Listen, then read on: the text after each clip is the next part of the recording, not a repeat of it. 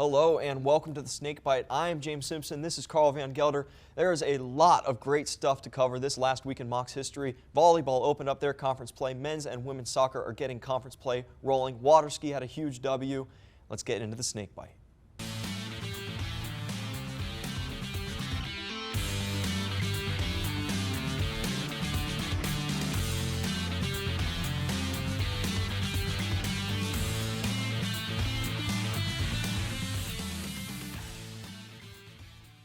You can take a look at the weekly score graphic. Women, a pretty good road trip in Texas. Volleyball split win and a loss in their conference home opener. And men's soccer tie 1-1 versus St. Leo in non-conference play. Carl's got a little more on that.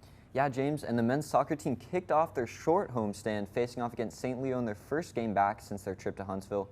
The Mocs started the game off on the right foot of 𝙏𝙃𝙀 in the 20th minute, going up 1-0.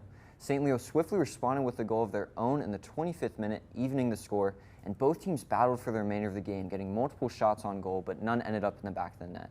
The game ultimately ended in a draw in the Mocs' last game before jumping into Sunshine State Conference action. The Mocs currently sit with a 2-1-2 record going to their matchup tomorrow night at home against in-conference opponent Eckhart College. The Mocs haven't lost at home to Eckhart since 2012 and will look to keep that streak alive. The women's soccer team returned from a road trip to the Lone Star State where they won one and tied one. They started their trip off by playing St. Mary's University last Thursday. The offensive work continued to be spread evenly, but was ultimately kept quiet by the Rattlers, and they tied 1-1, with the lone goal being scored by senior Bianca Purpura in the 72nd minute.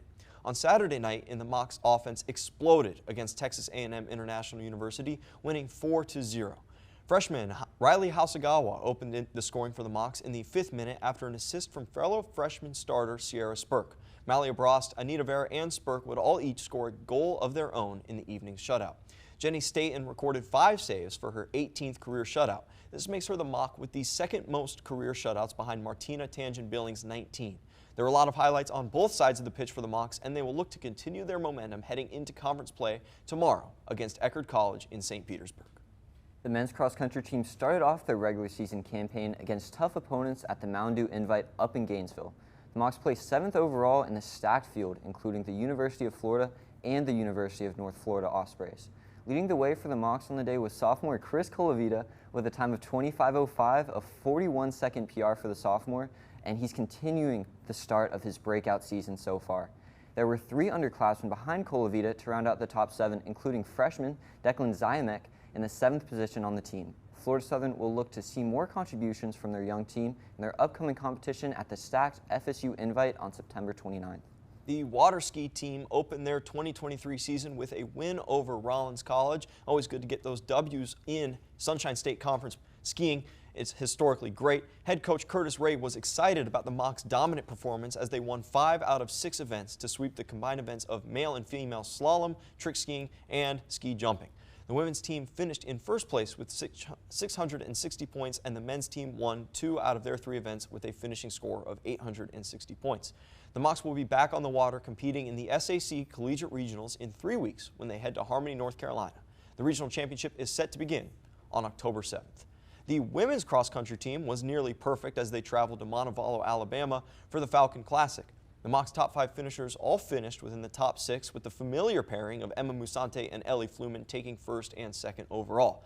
The Mocs' perfect score was interrupted by a lone University of Alabama Huntsville runner in 3rd place before graduate transfer Cheyenne Young, freshman Grace Reed, and junior Maya Stam rounded out the top 5. The Mocs took down a number of South Region competitors, and they will look to continue their momentum at the FSU Invite on Friday, September 29th. The volleyball team bumped into their first challenge of the season facing off against number 4 Tampa at home, but before that matchup against the Spartans, the Mocs dominated against St. Leo, sweeping them and killing it defensively as they held the Lions to a measly .084 attacking percentage. After their first win, the Mocs were served with their first test of the season against number 4 Tampa, where the Mocs got a little bit of a taste of their own medicine, getting swept. The closest set in the matchup was the final set, where the Mocs fell 24-26. For the first time this season, Florida Southern seemed to struggle a little bit, not reaching 20 points until the final set and ending the match with an attacking percentage of just .164, a mark less than 70% of their season average of .242. Florida Southern now sits at 6-2, before heading to Boca Raton on Friday to face off against a formidable 8-2 Lynn team. Yeah, and you know, Carl, that's a very, very good women's volleyball team and the University of Tampa. Hopefully not too much wind taken out of their sails heading into Lynn. But with that, we come to our This Week in Mocs History segment. Brings us to September 14th, 2011, when the women's soccer team opened conference play with a 3-0 shutout win at Eckerd College. This marked the Mocs' Martina Tangent-Billings' 18th of her 19 all-time shutouts. Will Jenny Staten tie the record tomorrow night? Who's to say? You will have to tune in to the SSC Digital Network for that one. And you know, there are lots of conference play to look forward to this week. Volleyball at Lynn, women's soccer at Eckerd, and the men open up conference play tomorrow night at home against Eckerd College. You can follow along all of that on FSCMocs.com. And don't forget, women's soccer senior night this Saturday, the 23rd at Barron Field. This has been the Snakebite with Carl Van Gelder and James Simpson. We will see you next Tuesday.